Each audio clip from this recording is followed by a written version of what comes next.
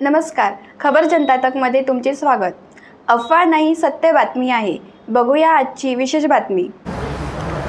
शनिवार दिनांक 1 आणि रविवार दिनांक 2 फरवरीला दीक्षाभूमीमध्ये इंटरनॅशनल त्रिपिटक चॅन्टिंग होत आहे। देश विदेशातले जवळपास 200पेक्षा अधिक बौद्ध भिक्षू जे आहे ते बुद्धवचनांचं उद्घोषण करतील, म्हणजे त्रिपिटकचं चॅन्टिंग करतील। आणि रविवार दिनांक 1 तारखेला सायंकाळी 6 वाजता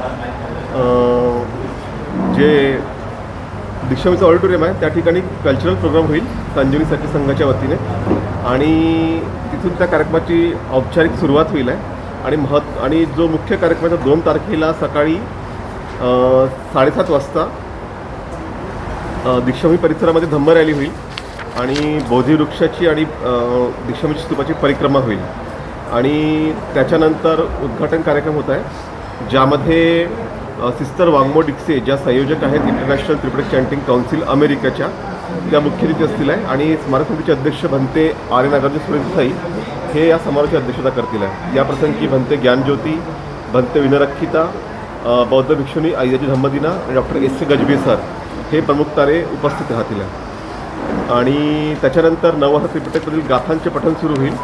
11पर्यंत हे पठण चालेल। 11 ते 12 भिक्खू संघाचं भोजनदान आहे आणि त्यानंतर मग धम्मदेसना होईल आणि परत चॅन्टिंग सुरू होईल।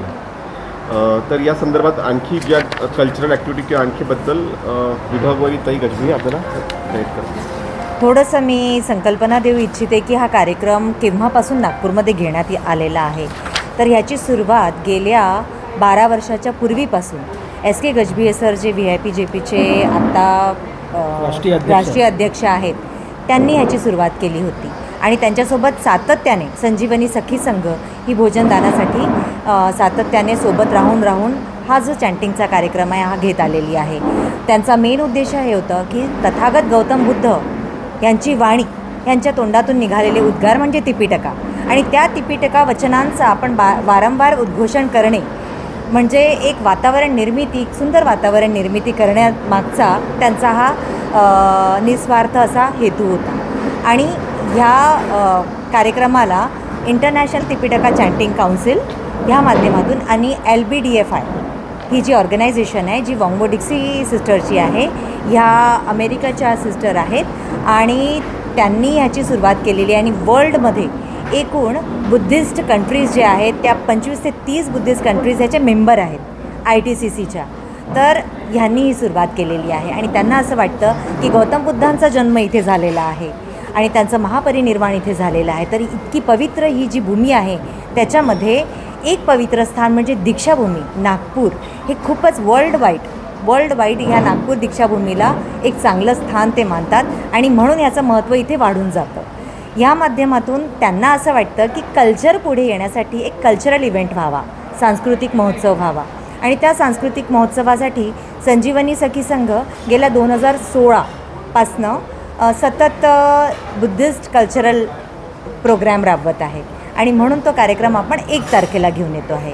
सगळे जे विविध देशामधले मंक्स आहेत, सिस्टर आहेत आणि भारतातले मंक्स आहेत आणि ज्या संघटना आहेत, स्पेशली मी नाव घेऊ इच्छिते त्या संघटनांचे, ते म्हणजे आवाज इंडिया TV, दुसरं म्हणजे VIP JP, संजीवनी सखी संघ आणि बोधिपक्खिया फाउंडेशन आणि अलोका ट्रस्ट।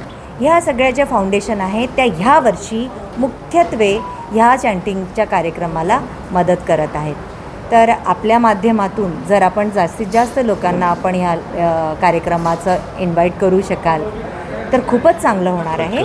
कल्चरल प्रोग्रॅम जी आहे ती 1 तारखेला ज्याच्यामध्ये विविध बुद्ध धम्म आणि बाबासाहेब ह्यांच्यावरती आधारित काही गाण्यांवरती नृत्य राहणार आणि गाणे राहतील, थोड्याशा स्किट्स राहतील आणि अँकरिंगच्या माध्यमातून आपण जे काही सांगू शकू याची सुरुवात होणार आहे। आणि 2 तारखेला सकाळी धम्म रॅलीपासून सुरुवात होणार आहे दीक्षाभूमीला।